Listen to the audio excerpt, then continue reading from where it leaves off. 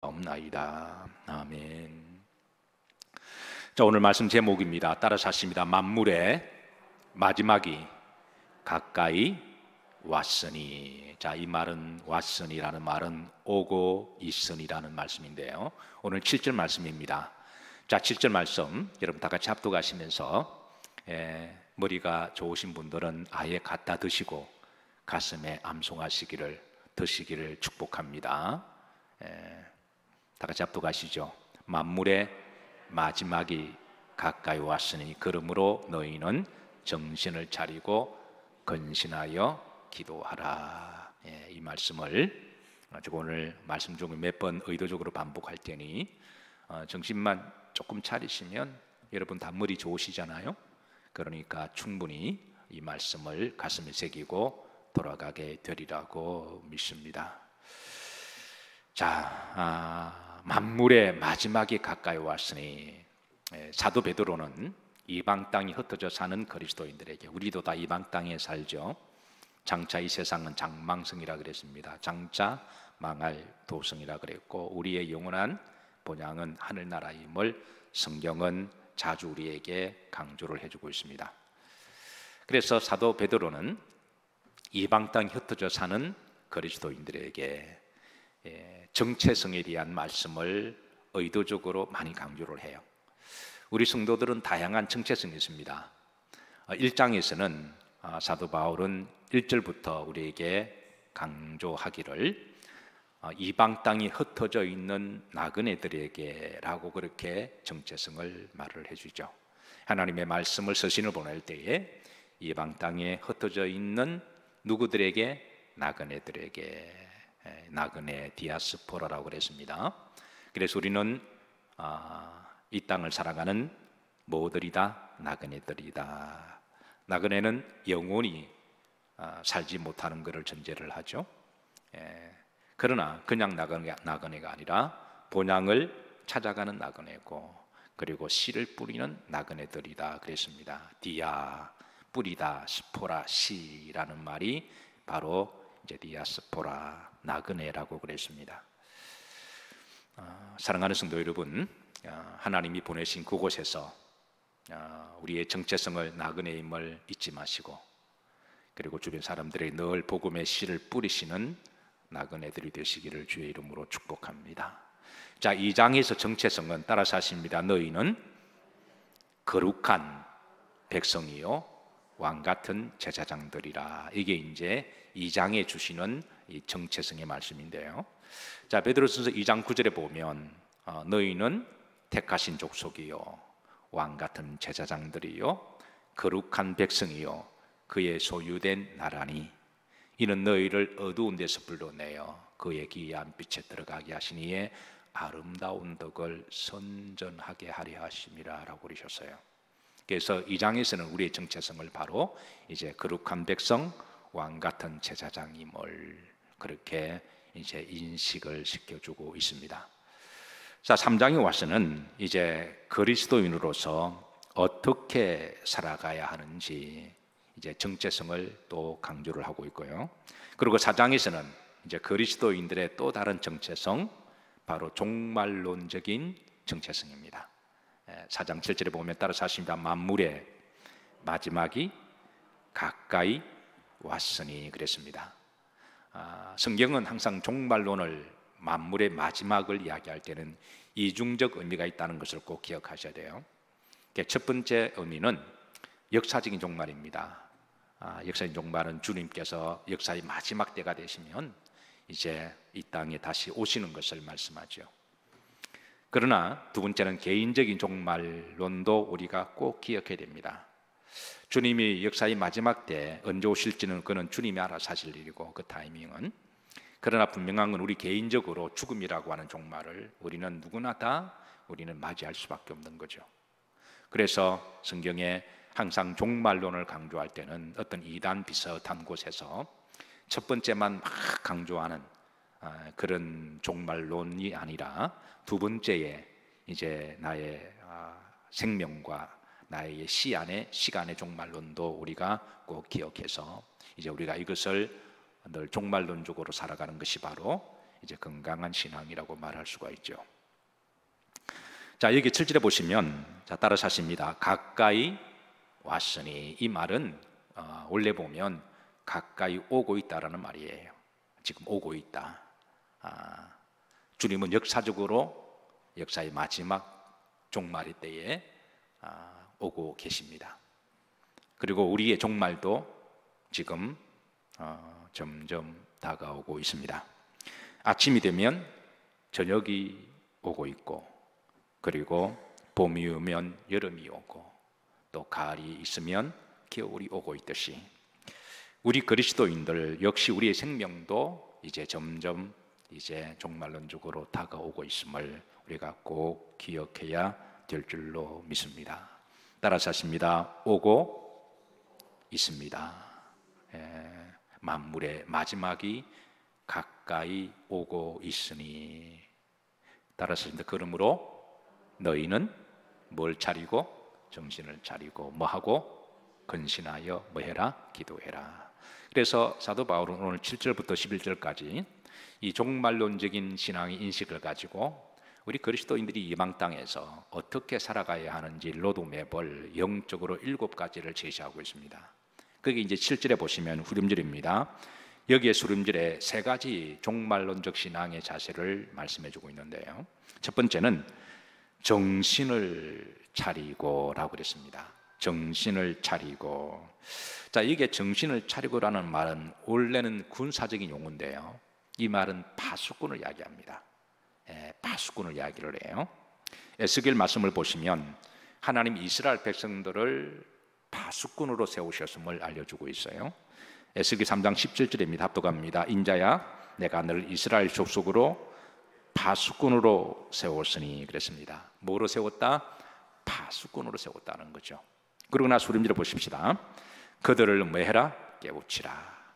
자, 파수꾼은 첫 번째 파수꾼의 사명은 이제 밤에 적들이 오는지 안 오는지 이렇게 지켜보는 사람이니까 파수꾼은 첫 번째 본인이 깨어 있어야 됩니다. 본인이 첫 번째로 깨어 있어야 되고요. 두 번째는 또 다른 사람을 깨워야 됩니다. 그래서 오늘 에스겔 보시면 하나님이 파수꾼으로 세웠다. 그래서 너는 이제 그들을 뭐 해라? 깨우라. 내가 잠을 자는데 다른 사람을 깨울 수가 없잖아요. 내가 시험 들었는데 다른 사람에게 믿음 생활을 올바로 해라고 말할 수가 없습니다.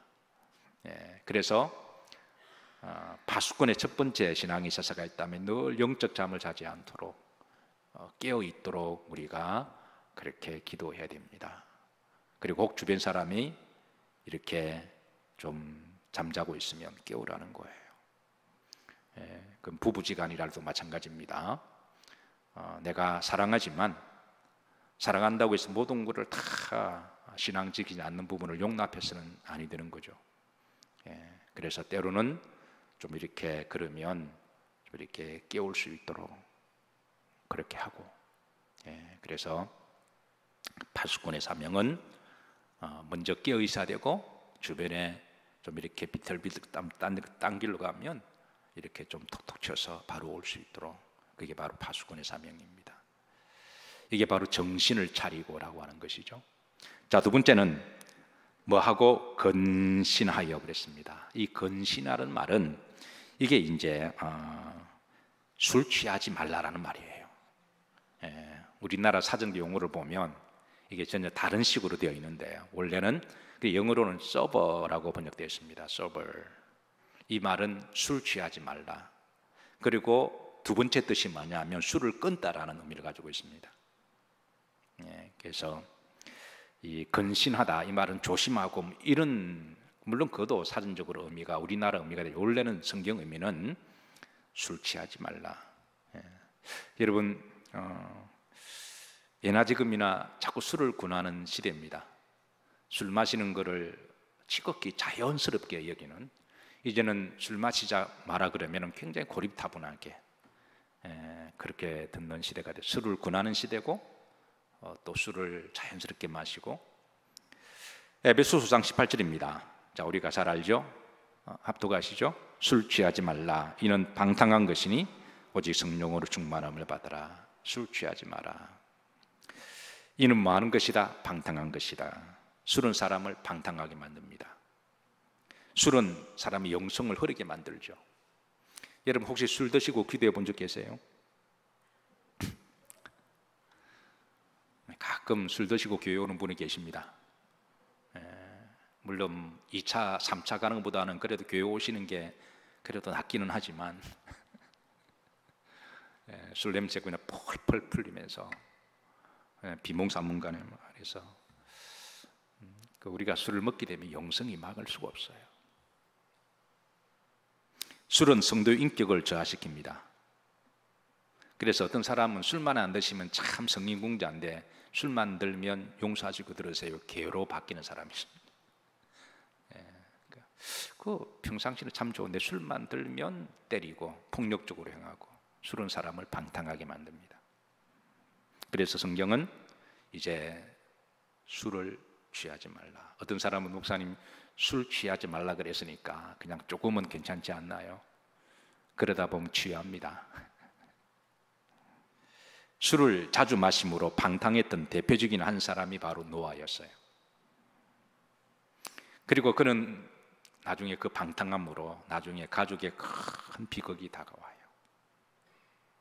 사랑하는 성도 여러분, 말세의 특징 중에 하나가 자꾸 술을 권하고 술을 마심으로 사람이 취하는, 맨정신으로 정신 똑바로 차리고 살아도 이게 이제 코가 비어지는 세상인데, 그러니까 술 취하면 얼마나 많은 그런 일을 당할까요? 그래서 성경은 술 취하지 마라 말씀하고 있습니다. 세 번째, 7절 흐름들을 보시면 정신을 똑바로 차리고 근신하여 뭐 해라? 기도해라. 자, 우리가 기도해야 될 내용이 참 많습니다. 그러나 그 내용 중에 하나가 특별히 말세는 마지막 때에 뭘 좀 집중적으로 기도하냐면 앞에 있으면서 정신을 차리도록 기도해라는 거예요. 영적으로 잠자지 않도록. 이게 영성생활이죠. 우리가 기도해라 그러니까 맨날 달라고만 기도하는 경우가 있잖아요. 근데 그것도 기도기는 하지만 굉장히 그런 기도가 좀 이기적인 기도가 될 수가 있죠. 하나님께 뭐 맡겨놓은 것도 없으면서 맨날 달라고 그러고 그러면 조금 미안하기도 하고 막 그러죠. 우리의 기도 내용이 조금 성숙하고 좀 하나님을 기쁘시게 하는 기도가 될 수 없을까? 이제 한국 교회도 웬만큼 이렇게 이제 또 연수도가 들어갔으니까 이제 대간 40년이 되었으니까, 그래서 사도 베드로는 이제 우리가 기도의 내용이 하나님 정신을 영적 파수꾼으로 끼어 있게 하옵시고, 그리고 세상이 취하지 않게 하옵시고, 그 내용을 가지고 기도하라고 하는 거예요. 네 번째, 자 8절입니다. 다 같이 합독하십니다. 무엇보다도 뜨겁게 서로 사랑할지니 사랑은 헛한 죄를 덮느니라. 그러니까 종말론적인 신앙을 살아가는 네 번째 성도의 태도는 이제 사랑하라 합니다. 사랑해라. 그런데 이 사랑할지니 앞에 세 개의 형용사가 있습니다. 첫 번째는 무엇보다도, 그러니까 이 무엇보다는 모든 일이 어떤 일이 있더라도 항상 사랑의 바로미터를 대라고 하는 거예요. 때문에 좀 서운한 일도 있고 때로는 좀 안타깝기도 하고, 그렇지만 그 사랑이란 필터를 한번 걸러서 한번 보라는 거예요. 때로는 말 한마디에 좀 서운하기도 하고, 어떤 사람은 좀 이렇게 좀 그런 사람도 있지만, 그래서 사랑을 한번 필터링을 한번 해보면, 그러면 흐름지를 보면 따라서 사랑은 허다한 죄를, 허물을, 실수를, 잘못을 그게 덮어준다라는 거예요. 나는 저 사람 절대 용서 못해. 그래 뭐 역으로 내 사랑이 그만큼 좀 부족하다, 그렇게 한번 영적으로 점검하셔도 괜찮습니다. 무엇보다도, 그러니까 모든 일의 기준에 항상 여기에 필터링을 해보라는 것이죠. 자, 두 번째는 서로 무엇보다도 어떻게 뜨겁게. 세 번째는 서로. 바로 이렇게 하신 분이 하나님이시죠. 하나님이 우리를 향하여 무엇보다도, 하나님이 우리를 무조건 사랑하시고 뜨겁게, 이 하나님의 뜨거운 사랑은 여러분 사람의 뜨거운 피보다 더 진한 뜨거운 사랑입니다. 갈보리에서 흘리신 예수님의 뜨거운 피는 우리 몸속에 있는 뜨거운 피보다 더 뜨거운 사랑의 피인 줄로 믿습니다. 그 갈보리의 뜨거운 피로 우리를 사랑하셨습니다. 후렴들에 보시면 사랑은 허다한 죄를 덮는다. 우리가 죄가 없어서 용서 안 받은 것은 아니잖아요. 우리도 허물과 죄가 많았지만 하나님이 그렇게 덮어주셨기 때문에 우리가 그래도 어깨에 힘주고 그리고 우리가 의인으로 살아가는 것이, 이게 덮는다 반대말은 덜 추워내다라는 뜻이기도 하죠. 사랑하는 마음이 없으면, 사랑으로 필터링을 하지 않으면 허물과 실수가 자꾸 드러나게 되고 섭섭하고, 그리고 그걸 용납이 안 되는 거죠. 노아가 술을 먹고 취했습니다. 창세기 9장 21절입니다. 다 같이 한번 합독하시죠. 포도주를 마시고 취하여 거장막 안에서 벌거벗은지라. 여기에 취하여, 이 말은요 습관적으로 마셔서 취한 걸 말합니다. 그냥 모처럼 어떻게 하다 보니 한 잔 마신 것하고 그냥 습관적으로 마신 것하고는 다르다고 하는 것이죠. 후렴절에 보시면 뭐 했다 그랬습니까? 벌거벗었다. 습관적으로 취하게 되면 이게 이제 자신도 모르게 그게 수치를 드러내기도 하고 벌거벗게 됩니다. 사람이 추하게 되고 실수하게 되는 걸 말하죠. 성경은 벌거벗은 자체를 뭐 책망하거나 그게 잘못이다 말하지 않아요. 아담과 하와가 처음에는 스스로 다 벌거벗고 살았어요. 죄가 들어오기 전까지는. 근데 그게 아무런 문제가 되지 않았습니다. 근데 죄가 들어오니까 이제 그게 이상하게 보였던 것이죠. 부모와 자식 간에, 부모와 딸하고 엄마하고 딸하고 뭐 벌거벗고 목욕하기도 하고, 또 아버지가 아들을 데리고 목욕탕 들어갈 때 옷 입고 들어갈 수 없잖아요. 같이 벌거벗고 들어가고. 그러니까 벌거벗은 자체가 그게 수치거나 잘못이라는 말이 아니에요. 일전에 한번 말씀드렸는데요, 집에서 제가 목욕을 하고 제가 이제 목욕탕에 속옷을 안 가지고 들어가서 안방까지 가려면 이제 샤워를 하고 안방까지 가야 되는 대류경단을 해야 될 때가 있습니다. 그래서 대류경단하려고 문을 열고 나간 집사람이 마치 부엌에서 저를 봤어요. 엄마 부끄러워라. 그러면서 이러면서 볼 건 다 보는 것 같아요. 저도 그때 할 말이 없어서 그때 벌거벗었으나 부끄러워하지 아니하더라. 사실 부부끼리 뭐 부끄러운 게 뭐가 있어요. 그런데 참 이상하게 부부 중에 한 사람이 딴짓하면 그게 부끄러운 게 돼요. 한쪽에서 딴짓하면 이상하게 그 상대가 더러워 보이잖아요. 그 죄가 그 사람을 이렇게 수치스럽게 만드는 거죠. 노아가 벌거벗어서 이렇게 수치스러운 거는 그가 습관적으로 술을 먹고 그렇기 때문에 그게 수치가 된 거죠. 그런데 그 아들들이 셈하고 야벳은 그런 모습을 보고 이렇게 뒤로 가서 아버지의 그 부분을 덮어주었어요. 근데 함은 이거를 드러냈죠. 그거를 그냥 원문에 보면 그냥 형제들에게 그냥 이렇게 조롱하고 우스갯소리로 삼았다라는 거예요. 이는 근본적으로 그 부모님을 공경하는 마음이 없었던 거죠. 그래서 나중에 이 사실을 알고 아버지가, 노아가 그 함에게 감정이 욱해서 저주를 하게 되고 가정에 비극이 찾아오게 되는데요. 어쨌든 술 취하면 가정에 여러모로 큰 소리도 나고 안 좋은 일이 생깁니다.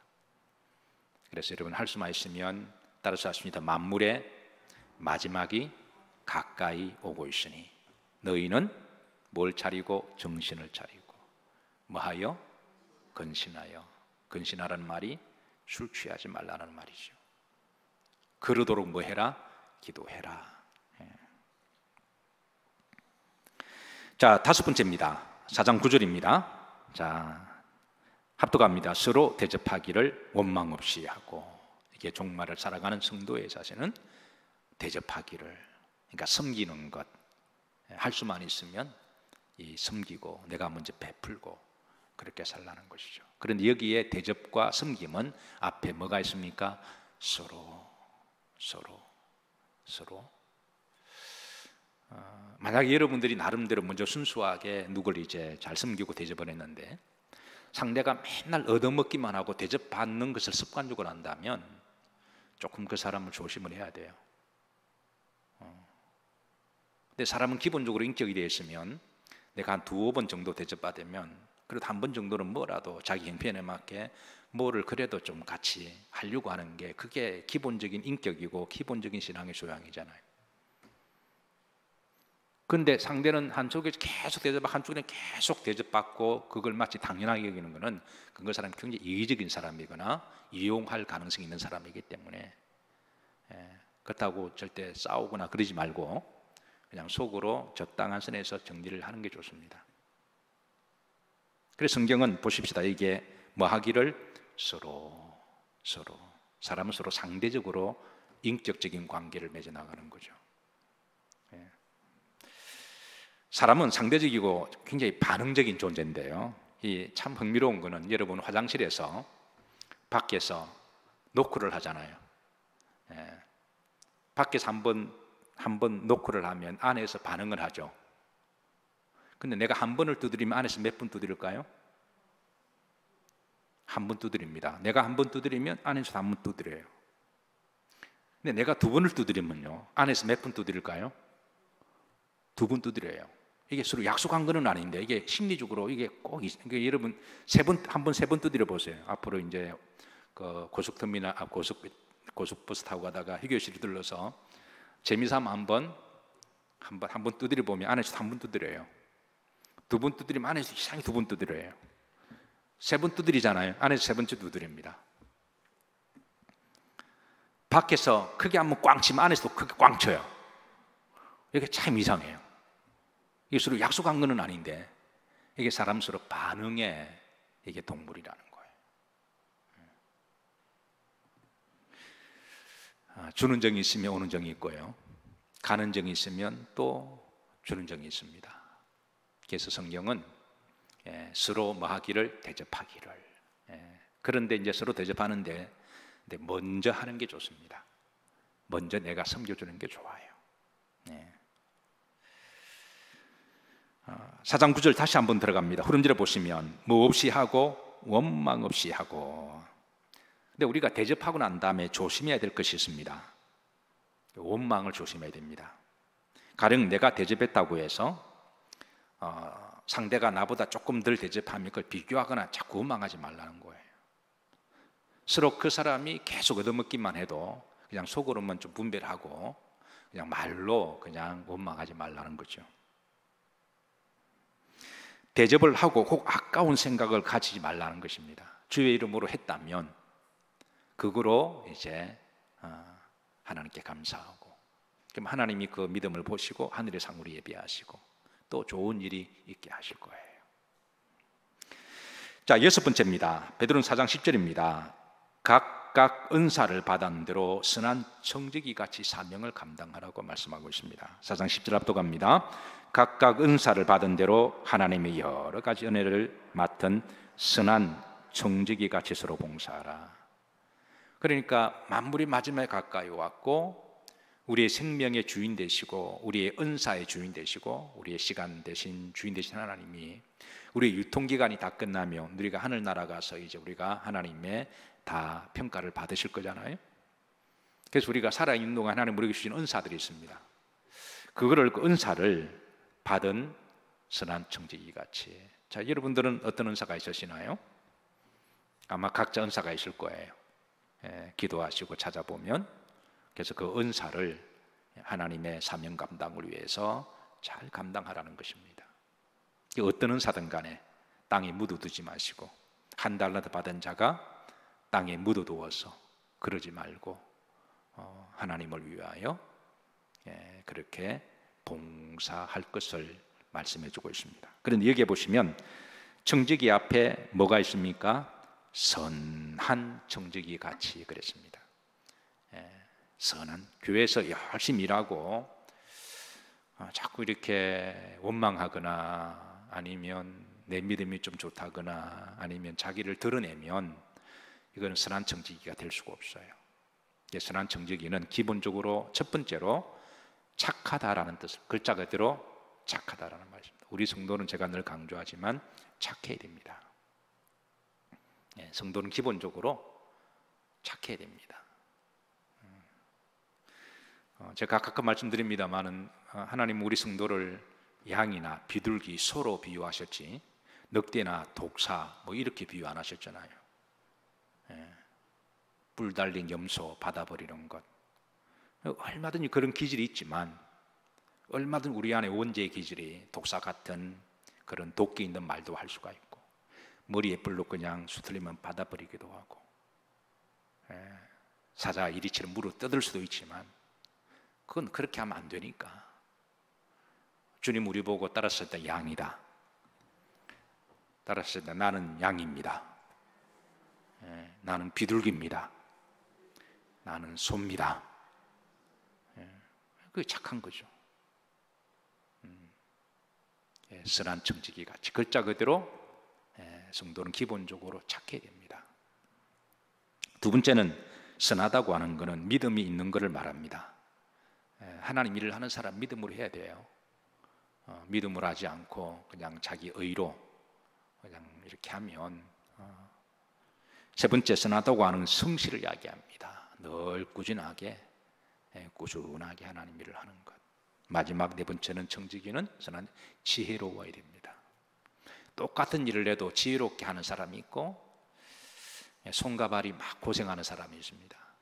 그래서 어떻게 하면 좀 지혜롭게 효과적으로 할까, 그런 부분을 연구하면서 그렇게 해야 되는 거죠.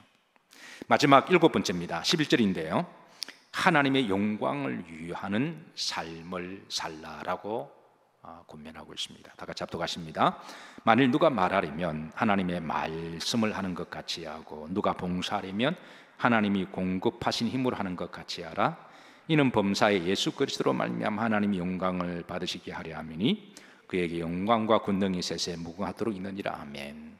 말을 하려면 이게 하나님 영광이 되느냐 한번 걸러보라는 거예요. 그리고 내가 무슨 일을 하면 이게 내가 정말 하나님 영광을 위해서 공급하는지 아니면 자기 영광을 드러내기 위해서 하는 것인지 한번 그거를 점검해보고 하라는 거예요. 그래서 무슨 일을 하든지 먹든지 마시든지 무엇을 하든지 하나님 영광을 위하여 해라. 바로 이것이 이제 사도 베드로가 이방 땅에 살아가는 또 유한한 나그네의 인생을 살아가는 우리 그리스도인들이 바로 종말론적인 믿음을 가지고 살아가는 신앙의 삶의 태도라고 하는 것이죠. 따라서 하십니다. 마지막이 가까이 오고 있습니다. 저는 이 말이 여러분들에게 기분이 상하지 않기를 부탁합니다.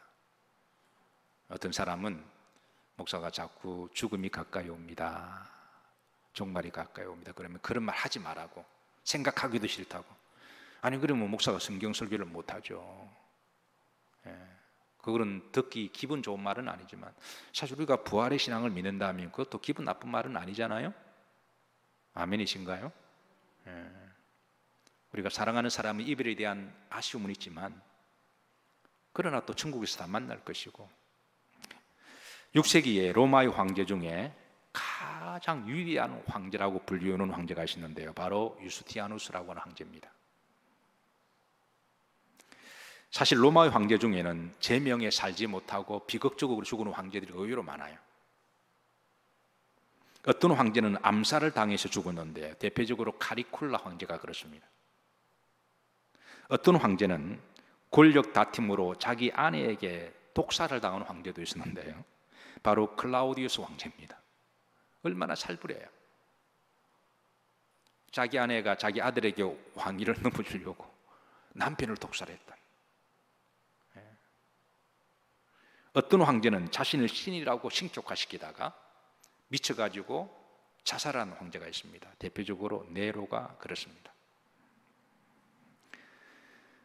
네로가 미쳐서 그냥 권력을 자기 신이라고 그런 거죠. 내 신이다 그러면서 그러다가 나중에 자살했는데 그의 나이가 고작 31살입니다. 인생 참 허무하죠. 그래서 로마의 황제 중에 끝까지 천수를 누리고 황제의 주위에서 죽은 황제가 그리 많지 않습니다. 그런데 유스티아누스 황제는 그가 죽는 날이 즉위가 끝나는 날이었어요. 그런 천수를 누리다가 하늘나라 갔지만 로마 시민들로부터 가장 존경받는, 원래 한 나라의 대통령이나 황제가 죽고 난 다음에 존경받는 일은 별로 없잖아요. 역사학가들이 난도질을 하기 때문에. 그런데 유스티아누스 황제는 로마의 황제 중에 가장 존경받는, 그의 재임 기간 동안에 그가 재임할 때는 로마가 양쪽으로 동로마, 서로마가 분열, 서로 원수처럼 싸웠습니다. 근데 그 재임 기간에 통합을 시켜요. 그의 재임 기간 동안에 그는 로마법을 만듭니다. 그러니까 모든 것을 나라를 체계화시키고 이제 이 로마법을 유스티아누스 법이라고 그러죠. 정치를 하는 사람들은 반드시 로마법을 배우는데요, 이 로마법이 서구의 민주주의법의 기초가 되는 거죠. 근데 더 놀라운 것은 유스티아누스가 이 로마법을 만들 때 그게 뿌리, 원리는 성경에서 가져온 거예요. 이런 점에 있어서 인류의 민주주의 국가들은 기독교에 큰 빚을 지고 있어요. 기독교를 자꾸 부인하는 정치인들을 보면 참, 저는 목사로서 그런지 몰라도 참 한심하다. 그들이 그렇게 말하는 민주주의법이 기독교 법에서 근간이 시작됐는데, 어쨌든 그는 로마 황제 중에 가장 위대한 황제로 존경받는 황제였는데요, 그런데 그 황제 뒤에는 누가 있었냐면 그의 아내 데오도라가 있었습니다. 그의 황후. 유스티아누스 황제도 굉장히 신실한 믿음의 황제였지만 그 남편을 그렇게 만든 사람은 그 뒤에 바로 데오도라라고 하는 황후였어요.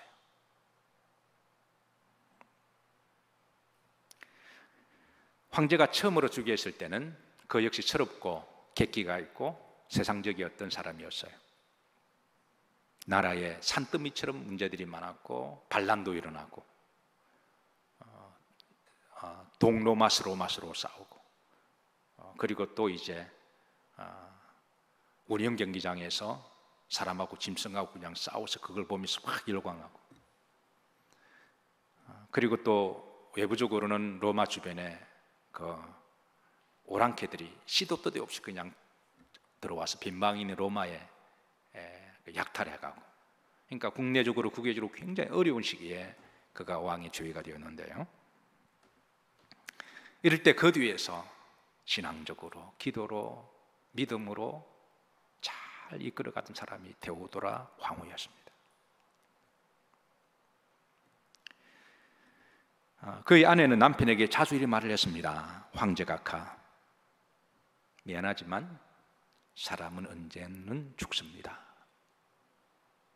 그러니까 그동안 황제가 다 자기를 신격화시키니까 사람은 심리적으로 참 묘한 게 있는데요,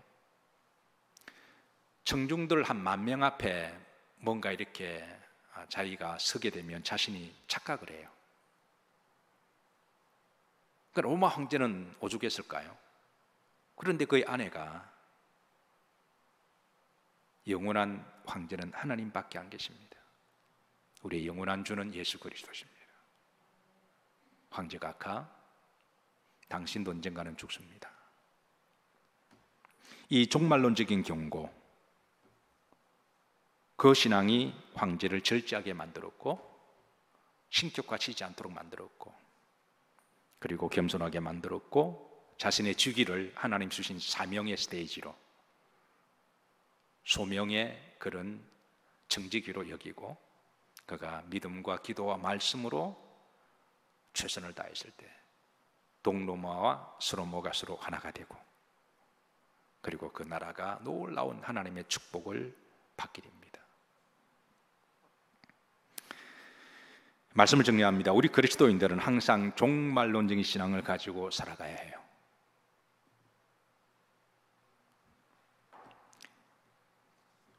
주님은 때가 되면 오십니다. 그리고 또 우리 개인적인 종말도 가까이 오고 있음을 늘 기억하시면서 주님이 언제 오시더라도 또 우리가 언제 하나님 나라 가시더라도 오늘 주신 이 사도 베드로의 권면처럼 7가지를 늘 기억하시고 그렇게 믿음으로 살아가시기를 주의 이름으로 축복합니다. 자, 우리 찬양 드리십니다.